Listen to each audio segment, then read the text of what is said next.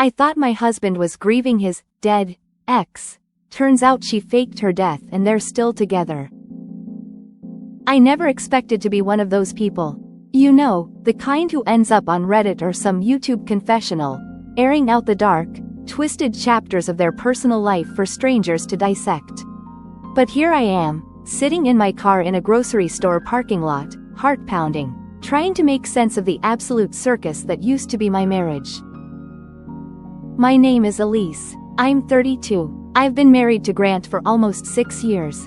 Or rather, was married. That part's complicated now. When we met, it was fireworks. Grant had that quiet intensity, mysterious, soft-spoken, but charming in an old-school kind of way. He'd been through a rough breakup, though he rarely talked about it. All I really knew was her name, Vanessa. She was the ex who had supposedly died. Cancer, he said. The love of his life taken too soon. When he told me, I saw real tears in his eyes. I believed him. It gave our relationship a kind of haunted weight. Like I was the second chance at love he didn't think he'd get. I felt chosen, special, honored even. We built a life, bought a house, hosted game nights, talked about starting a family. But there was always this weird tension underneath. Like something was unfinished. I chalked it up to grief. That's normal, right? Except it wasn't. What I discovered would unravel every memory I had of our life together. And worse, it would make me question whether I ever truly knew the man I called my husband. The signs were subtle at first. Strange, almost unnoticeable things. Grant would disappear for hours without explanation, always brushing it off as long walks or needing space. There were times I'd find him crying in the garage or staring at old photo albums with a look I couldn't read. I assumed he was missing Vanessa again. I never pressed. But then came the trip. Grant told me he had to fly to Oregon for a tech conference. He works in cybersecurity, so this wasn't unusual. Still, something felt off. He was evasive about the details, didn't send his usual, landed safe, text, and ignored my calls. I decided to check his email. He'd left his laptop open. What I found wasn't just suspicious, it was chilling. There were emails to someone named V. The email address was cryptic, like one of those burner accounts. And the messages? They weren't just friendly, they were romantic, intimate, laced with references to our plan and starting fresh. One message said, Elise is still clueless. Just a little longer. My stomach dropped.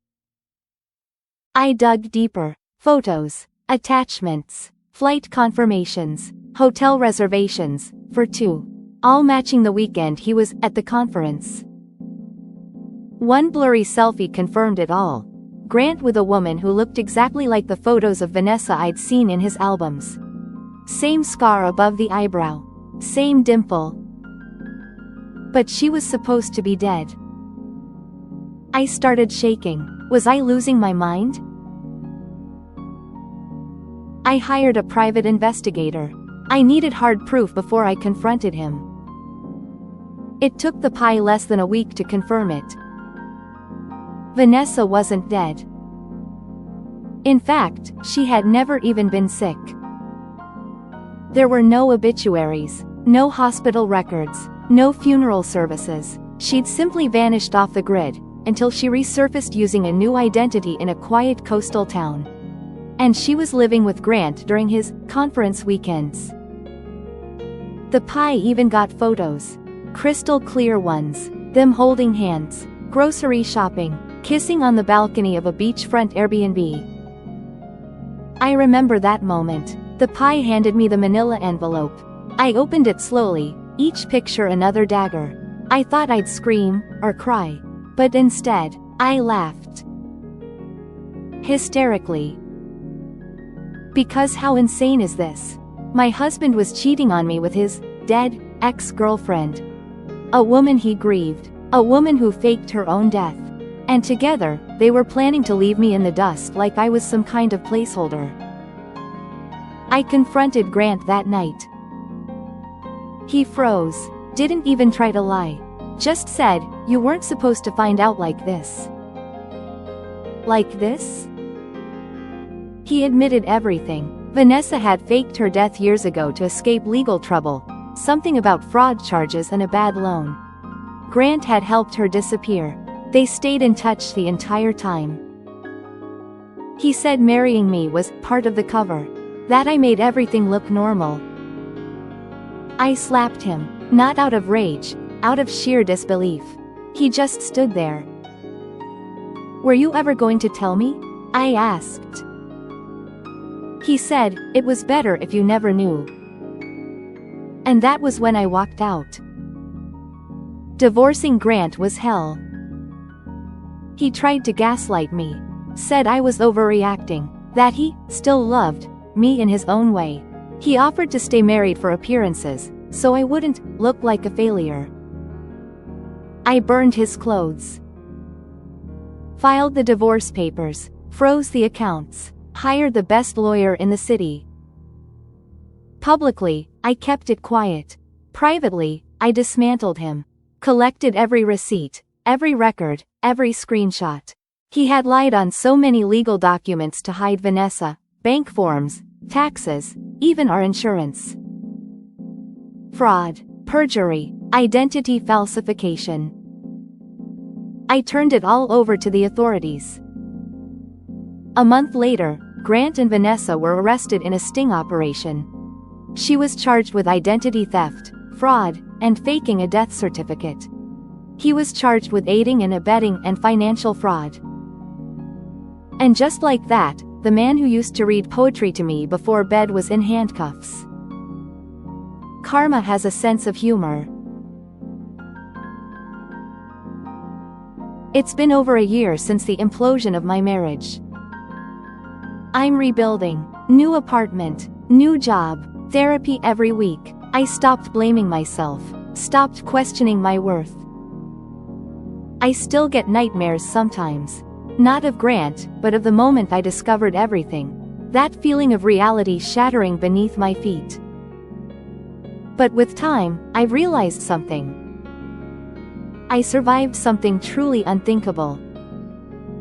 And I'm stronger now than I ever was with him. Sometimes people ask, "Didn't you see the red flags?" No, because monsters don't show their teeth right away. Sometimes they cry in your arms. Sometimes they hold your hand at family dinners. But they're monsters all the same. I've started dating again, slowly, carefully, with clearer eyes. If there's one thing I've learned, it's this: truth matters more than love. Because real love can't exist without truth. And what Grant gave me wasn't love. It was a performance. If you made it this far, thank you. I know this story sounds like something out of a soap opera or Netflix thriller. But I lived it, and if you're going through something even remotely similar, I hope this reminds you, you're not crazy. You're not overreacting. You're not alone. The truth always comes out. And when it does, it may hurt like hell, but it also sets you free. If you've ever been betrayed, lied to, manipulated, or made to feel like your gut was wrong, this space is for you. You're not the only one. You will get through this. And you'll come out the other side sharper, smarter, and ready to rewrite your story. Until then, stay strong. And thank you for being part of mine. If this story made your jaw drop, do me a favor. Hit that like button to support real stories that expose real deception. Leave a comment if you've ever had to uncover the truth on your own. Let's connect. And don't forget to subscribe for more shocking, raw, and true confessions every single week. Your story matters, your truth matters, and you're not alone. See you in the next one.